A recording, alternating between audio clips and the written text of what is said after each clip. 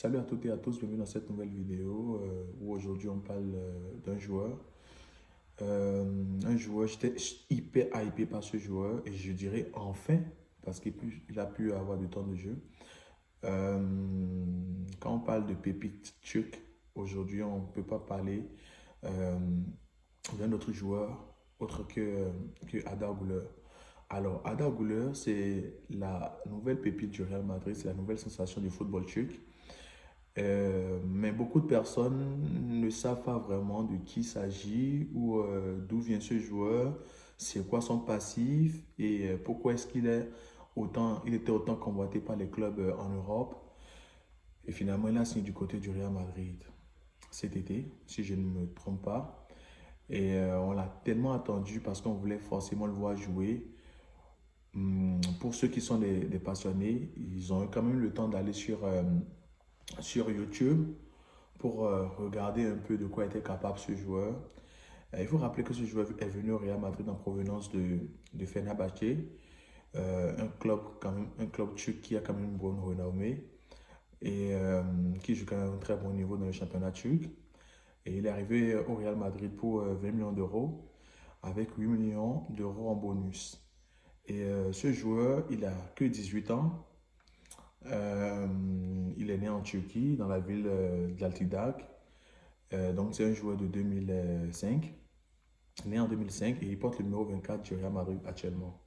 Mais avant de revenir sur son parcours, il faut savoir que c'est un joueur qui est super fan de l'allemand Mesut Özil et un joueur qui, dans la gestuelle, ressemble énormément à Lionel Messi. C'est vrai qu'il n'a pas la percussion, avec toute proportion gardée, il n'a pas la percussion de Lionel Messi, il n'a pas l'efficacité de Lionel Messi, mais avec son pied gauche, c'est un joueur qui ressemble énormément à Lionel Messi et qui sait jouer dans les petits espaces. Et donc, comme je le disais, son idole, c'est Mesut Özil. Et je pense que l'international allemand, passé également par le Real Madrid, maestro, magicien au milieu de terrain, qui a fait de très belles choses du côté de Madrid, a également beaucoup pesé dans son choix de venir au Real Madrid. Euh, et il y a aussi le Croate Luka Modric qui aime particulièrement ce joueur et qui disait qu'il était prêt à lui donner son numéro 10 lorsqu'il lorsqu'il finirait l'aventure du côté du Real Madrid. Donc on attend de voir quand même cette suite parce qu'on sait qu'il y a des sirènes venant d'Arabie Saoudite et on se demande si Luka Modric ne serait pas tenté par une dernière expérience en Arabie Saoudite où c'est super lucratif, il va pouvoir finir sa carrière et penser à l'après-carrière. Mais on sait également que Luka Modric a toujours réitéré son souhait de finir sa carrière au Real Madrid. Donc on verra comment ça se passe. Mais pour le moment, il est dit dans les coulisses que le numéro 10 reviendrait à Arda Güler. Arda Güler arrive au Real Madrid avec beaucoup de péripéties, beaucoup de blessures, un temps annoncé guéri, des rechutes, et ça a créé une situation, une atmosphère un peu tendue au sein des supporters du Real Madrid qui ont commencé à nourrir un pessimisme qui n'a pas de nom. Parce que c'est une nouvelle pépite, c'est vrai, il faut prendre le temps d'y aller doucement avec lui. Mais c'est un joueur qui a beaucoup de qualité, c'est un joueur qui fait rêver tout simplement.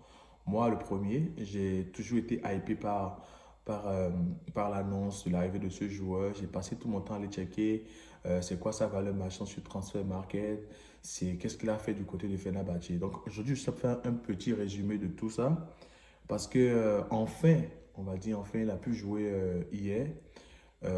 C'était en Coupe du Roi, je crois que c'était les 16e de finale, premier match du Real Madrid en Coupe du Roi cette saison. A rappelé également que les Madrilènes sont tenants du titre dans cette compétition. Et donc, c'était face à une quatrième division espagnole du nom de Arandina, pardon, c'est un club de quatrième division qui jouait contre le Real Madrid. Et Ada Güler était titulaire. En vrai, c'est pas un match qui a vraiment attiré mon attention, mais je me suis beaucoup intéressé à ce match parce que j'ai vu sur la feuille de match que Ada Güler était titulaire. Donc j'ai scruté ce match avec beaucoup d'intérêt. Et franchement, je ne suis pas déçu. Je n'ai pas été déçu de ce que j'ai vu. Il a joué 59 minutes, environ une heure de temps. Et pendant ces 59 minutes, il a montré de très belles choses. On a vu que c'était un joueur gaucher, mais qui était aussi à l'aise du pied droit, ce qui est quand même rare pour la majorité des joueurs gauchers. À l'aise du pied droit, qui a tenté de marquer, qui a à l'aise également dans les petits espaces. Il y a une grosse séquence avec un 1-2 incroyable entre lui, Ada Gouleur, Brahim Diaz et Eduardo Camavinga. Donc, c'est un joueur que je pense qui a vraiment beaucoup d'avenir. Et encore, il a une grosse marque de progression. Il n'a que 18 ans. On va lui laisser le temps de grandir. Et grand merci également à Mr. Carlo Ancelotti qui a pris le temps de le laisser se rétablir complètement parce qu'on sent que c'est un joueur qui a les fourmis dans les pieds. Pour son premier match, il a voulu prouver. Il y avait sa famille qui était dans les tribunes. Et donc, beaucoup de belles choses. Il a été finalement remplacé par Valverde en cours de seconde période. Et donc, c'est un joueur qui, côté statistique, pour un meneur de jeu numéro 10, c'est quand même pas mal parce que du côté de Fenerbahçe, lors de la saison entre 2021 et 2023, on se rend compte qu'il fait quand même 51 matchs pour 9 buts marqués, ce qui n'est pas mal. Et au Real Madrid, c'est son tout premier match, donc il aura certainement le temps de débloquer son compteur but d'ici là. Et il faut rappeler également que c'est un international turc puisqu'il évolue depuis 2022 en équipe première de Turquie. Là-bas, il a 4 matchs pour un but marqué. Je pense que c'est un bon ratio également. En U17 également, il a marqué des buts. Il a fait 10 matchs quand même pour 4 buts. Je trouve que c'est quand même excellent. Et j'aurais aimé que ce joueur puisse prendre plus de place dans l'effectif du Real Madrid. Mais il ne faut pas aussi oublier qu'il y a la qualité au Real Madrid, l'exigence du club, l'exigence des supporters surtout. Et qu'il y a des joueurs qualifiés qui ont beaucoup de potentiel. Et je ne pense pas que Arda Güler, pour le moment, peut s'imposer au Real Madrid comme un titulaire en puissance. Peut-être le temps fera l'affaire. On va lui laisser du temps de jeu et qu'il joue en Liga, qu'il fasse ses premières classes en Ligue des Champions. Et on verra si c'est un joueur qui confirme tout le bien que je pense de lui ou pas. Et donc, en gros, de beaux débuts pour Arda Güler, joueur qui m'a particulièrement super impressionné.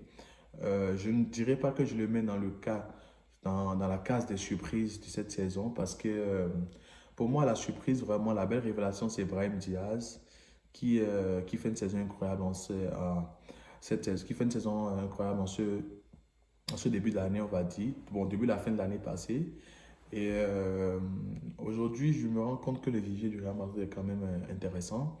Quand on pense que l'année prochaine, il y aura l'arrivée d'Henrique, numéro 9, qui évolue du côté du Brésil, qui bat des records là-bas au Brésil.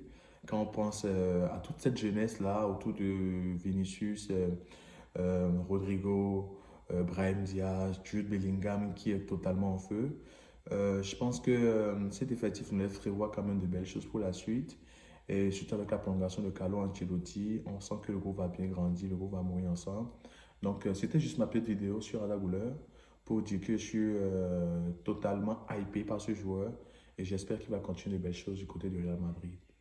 Et donc ce sera tout pour cette vidéo. Merci de m'avoir suivi. N'oubliez pas de vous abonner et de commenter, donner vos avis dans les commentaires. Passez une bonne soirée, on se capte. Bye.